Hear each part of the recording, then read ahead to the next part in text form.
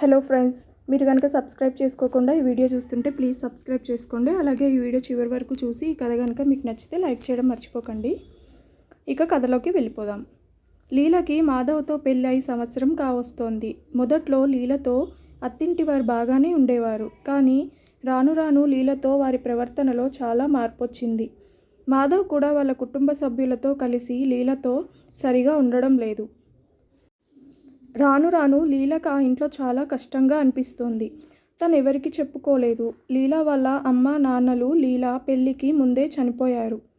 లీల వాళ్ళ అమ్మ నాన్నలకి లీల కన్నా ముందు ఒక అబ్బాయి కూడా ఉన్నాడు. అతని పేరు శ్రీధర్. లీల చాలా లేటుగా పుట్టడం వల్ల లీల అంటే తన తల్లిదండ్రులకు చాలా ప్రాణం. కానీ లీల దురదృష్టం తన పెళ్ళి చూడకముందే తన తల్లిదండ్రులను కోల్పోవడం. లీల వాళ్ళ తల్లిదండ్రులు వాళ్ళకి ఎక్కువ ఆస్తులేమీ కూడబెట్టకపోయినా 1 ఎకరం భూమిని మాత్రం వాళ్ళ పేరు మీద మిగిల్చి వెళ్ళారు. లీలకేదో కొంత కట్నం ధనరూపేణా చెల్లించాడు వాళ్ళ అన్నయ్య శ్రీధర్. వాళ్ళకున్న ఎకరం భూమిలో 1/2 ఎకరం చెల్లెలి పేరు మీద చేయమని వాళ్ళ అమ్మ నాన్నలు శ్రీధర్కి చెప్పారు. శ్రీధర్ అలాగే చేస్తానని మాట ఇచ్చాడు. లీలకి ఈ సంబంధం కుదిరింది కూడా అందువల్లే. ఎందుకంటే లీల వాళ్ళ స్థలం సిటీకి దగ్గరలో ఉంటుంది. దానికి చాలా రేటు ఉంది. దాన్ని చూసేవాళ్ళు లీలని చేసుకుంటామని ముందుకు వచ్చారు.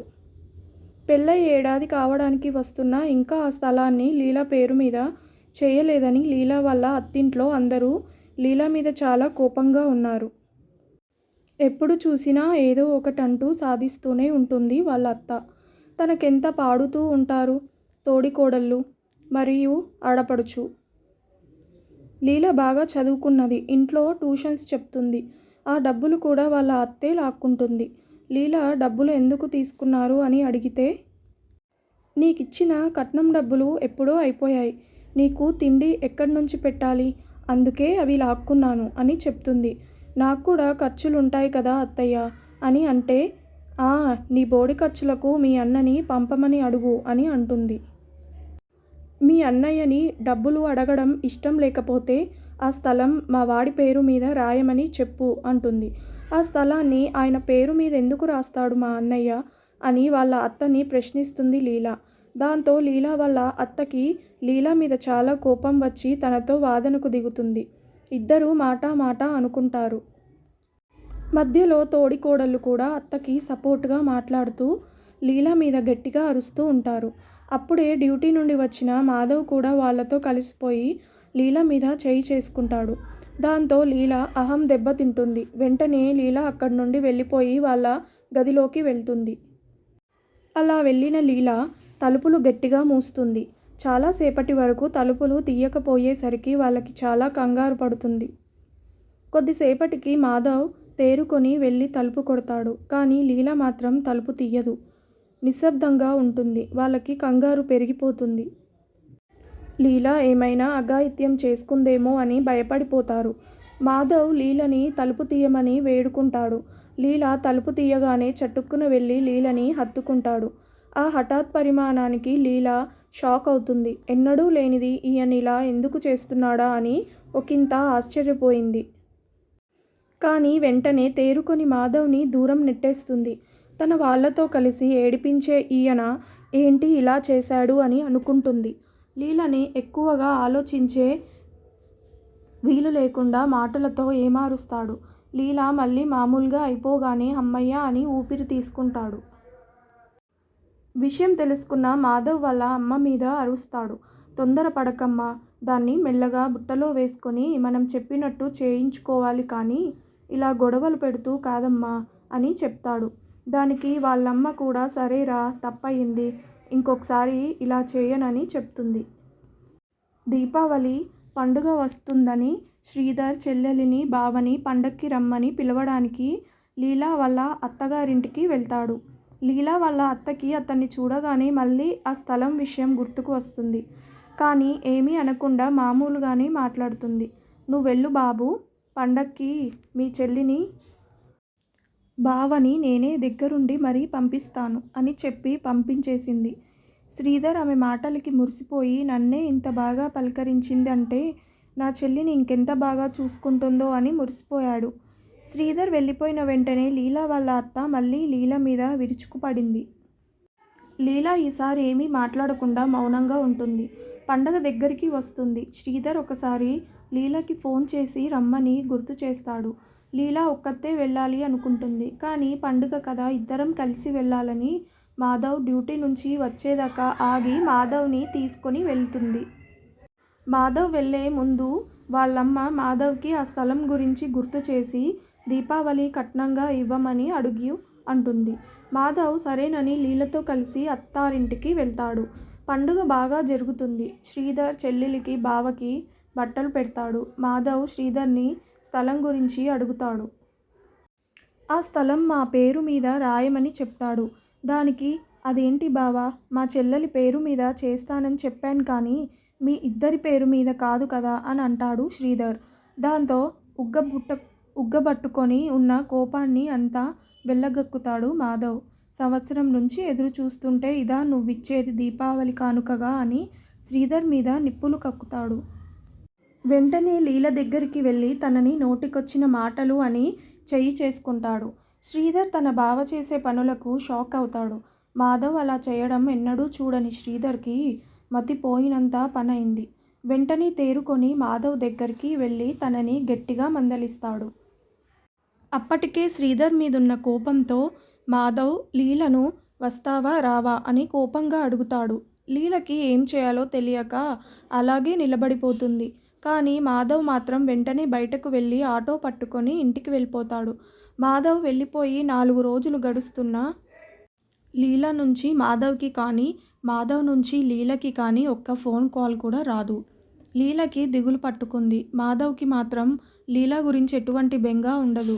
మాధవ్ చుట్టూ ఉన్న తన వాళ్ళు లీల గురించి ఊరికే ఏదో ఒక విధంగా గుర్తు చేస్తూ తిట్టేవాళ్ళు. తన మీద అన్నీ ఏవో కల్పించి చెప్పేవాళ్ళు. మాధవ్ వాళ్ళ మాటల్లో పూర్తిగా పడిపోయి వాళ్ళు లీల గురించి ఏ చిన్న అబద్ధం చెప్పినా గుడ్డిగా నమ్మేసేవాడు. కానీ లీల పరిస్థితి దీనికి పూర్తిగా భిన్నం. లీల ప్రతి క్షణం మాధవ్నే తలుచుకుంటూ ఉండేది. లీల గురించి మాధవ్ వాళ్ళ అమ్మ, అక్క ఇంకా వదినలు అందరికీ చెడుగా ప్రచారం చేసేవాళ్ళు. అలా కొన్ని నెలలు గడిచాయి. మాధవ్ లీలను ఒక బద్ధ శత్రువులా చూసేవాడు. శ్రీధర్కి చెల్లెలి పరిస్థితి చూసి బాధగా అనిపిస్తుంది. దీనికి ఏదైనా పరిష్కార మార్గం చూడాలి అని అనుకుంటాడు. ఒకరోజు తన దగ్గరి వాళ్ళను ఒక ఇద్దరిని తీసుకొని మాధవ్ వాళ్ళ ఇంటికి వెళ్ళాడు. వాళ్ళని చూడగానే మాధవ్ మళ్ళీ శ్రీధర్ మీద కోపంగా ఎందుకొచ్చారు అని ప్రశ్నిస్తాడు.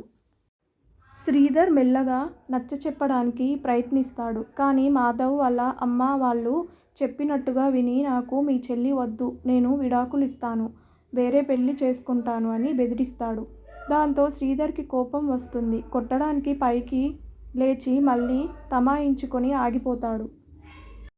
ఏం చేయాలో తోచక తన వెంట తీసుకొచ్చిన వాళ్లను తీసుకొని అక్కడి నుండి వెళ్ళిపోయాడు. తన భర్త దగ్గరికి వెళ్ళిన అన్నయ్య కోసం లీల ఎదురు చూస్తూ ఉంటుంది. తన భర్త తనతో ఉండటానికి ఒప్పుకొని ఉంటాడు అని సంతోషంగా ఎదురు చూస్తుంది లీల. అన్నయ్య ఒక్కడే రావడంతో ఎదురుగా వెళ్ళి అన్నయ్యని 1,00,000 ప్రశ్నలు వేసి విసిగిస్తుంది. ఆయన ఏరి అన్నయ్య నా కోసం వస్తా అన్నాడా లేకపోతే నన్నే రమ్మన్నాడా అని అడిగేసరికి శ్రీధర్కి దుఃఖం పొంగుకు వస్తుంది. ఏం చెప్పాలో తోచక ఎటో చూస్తూ ఉంటాడు. లీల ఏడ్చి ఏడ్చి అక్కడి నుండి తన గదిలోకి వెళ్ళిపోయింది. రాత్రి భోజనాలు చేసే టైంకి శ్రీధర్ లీలని పిలుస్తాడు. కానీ లీల భోజనానికి రాను అంటుంది. శ్రీధర్ చెల్లెలి గదిలోకి వెళ్ళి బలవంతంగా భోజనానికి తీసుకొస్తాడు. భోజనం చేసేటప్పుడు లీలకి మాధవ్ వీలు చూసుకొని వస్తాను అన్నాడు. నీకు సర్ప్రైజ్ ఇవ్వాలని తనకి చెప్పకు అని మాట తీసుకున్నాడని అందుకే చెప్పలేదని అనగానే లీల సంతోషంగా భోజనం చేస్తుంది. శ్రీధర్ లోపల చాలా బాధపడుతూ ఉంటాడు. లీల భోజనం చేసి వెళ్ళిపోతుంది. శ్రీధర్ ఏం చేయాలా అని ఆలోచిస్తూ ఉంటాడు. మాధవ్ వాళ్ళ అమ్మ వాళ్ళు మాధవ్ని లీలకి వ్యతిరేకంగా ఉసిగొల్పుతున్నారని శ్రీధర్కి వాళ్ళ దూర బంధువుల ద్వారా తెలుస్తుంది. మాధవ్ మరీ అంత చెడ్డవాడు కాదని తనకి తెలిసొచ్చేలాగా చేస్తే తను మారతాడని చెప్తారు. దాంతో శ్రీధర్కి మాధవ్ వాళ్ళు కావాలని బెదిరిస్తున్నారని, లీలకి కట్నం రూపంగా ఇస్తానన్న ల్యాండ్ దక్కించుకోవడం కోసమే ఇదంతా ప్లాన్ చేశారని అర్థమవుతుంది. శ్రీధర్ కూడా వాళ్ళకి తగినట్టుగానే ప్లాన్ చేస్తాడు. తన ఫ్రెండ్స్ సహాయంతో ఉత్తుత్తగా వాళ్ళ మీద దొంగ కేసులు పెట్టినట్టుగా పోలీసుల గెటప్లో ఉన్న వాళ్ళ స్నేహితులను మాధవ్ వాళ్ళ ఇంటికి పంపుతాడు. పోలీస్ గెటప్లో ఉన్న తన స్నేహితులు మాధవ్ వాళ్ళ ఇంటికి వెళ్ళి వాళ్ళని బెదిరిస్తారు. మొదట్లో మాధవ్ వాళ్ళ అమ్మ, వదినలు, అక్క వాళ్ళు భయపడరు. కానీ వాళ్ళ సూపర్ యాక్టింగ్కి చాలా భయపడిపోతారు. మాధవ్ని వాళ్ళే మళ్ళీ లీల దగ్గరికి వెళ్ళి కేసులు కొట్టేయమని, మాకు ఆ ల్యాండ్ వద్దు, ఏమీ వద్దు అని బ్రతిమిలాడి తనని తీసుకురమ్మని చెప్పి పంపిస్తారు. కానీ మాధవ్కి తన తల్లి అలా చెప్పడం నచ్చలేదు. ఇన్ని రోజులు తనని వద్దు అని ఇప్పుడు వెళ్ళి తనని బ్రతిమిలాడాలి అంటే మాధవ్కి నచ్చదు. అదే మాట వాళ్ళ అమ్మకి చెప్తాడు. దాంతో మాధవ్ వాళ్ళ అమ్మ మాధవ్ని నానా మాటలు అంటుంది. నిన్ను అడ్డం పెట్టుకొని మేము వాళ్ళ ల్యాండ్ దక్కించుకుందామంటే నువ్వు మా మాట అస్సలు వినటం లేదు అని కోపంగా ఉంటారు. మాధవ్ని వాళ్ళు అలా చాలా మాటలు అంటారు. తనతో సరిగా మాట్లాడకుండా ఉంటారు. ఎంతసేపు తననేదో విధంగా బాధ పెడుతూనే ఉంటారు. దాంతో మాధవ్కి వాళ్ళ మీద కోపం పెరిగిపోతుంది. ఒకరోజు మాధవ్ ఎవరికీ చెప్పకుండా ఇంట్లో నుండి వెళ్ళిపోతాడు. అలా వెళ్ళడం సరాసరి లీల దగ్గరికి వెళ్తాడు. లీల మాధవ్ని చూసి సంతోషంతో పరిగెత్తుకు వచ్చి తనని హత్తుకుంటుంది. మాధవ్ లీలని క్షమాపణ అడుగుతాడు. తన మీద పెట్టిన కేసులు కొట్టివేయమని చెప్తాడు. ఇదేమీ తెలియని లీల ఆశ్చర్యంగా చూస్తుంది. అంతలోనే అక్కడికి వచ్చిన శ్రీధర్, మా చెల్లికి ఏమీ తెలియదు, నేనే ఇలా చేశాను, నీ మీద ఉన్న కేసులన్నీ వాపస్ తీసుకుంటానని హామీ ఇస్తాడు. దాంతో మాధవ్కి తను చేసిన తప్పు తెలిసొచ్చి శ్రీధర్ని కూడా క్షమాపణ అడుగుతాడు. శ్రీధర్ పర్వాలేదు అని చెప్పి మాధవ్ని దగ్గరికి తీసుకుంటాడు. లీలా మాధవ్లు అన్యోన్యంగా ఉంటూ తన ఊరిలోనే వేరే చోట ఉంటారు. శ్రీధర్కి తన చెల్లెలు కాపురం కుదురుతున్నదని, అలాగే చెల్లెలు తన ముందే ఉంది అని ఆనందపడుతూ మొత్తానికి కథ సుఖాంతం అవుతుంది. విన్నారు కదా ఫ్రెండ్స్. ఈ కథ కనుక మీకు నచ్చితే సబ్స్క్రైబ్ చేయడం మర్చిపోకండి. Thank you so much for watching this video.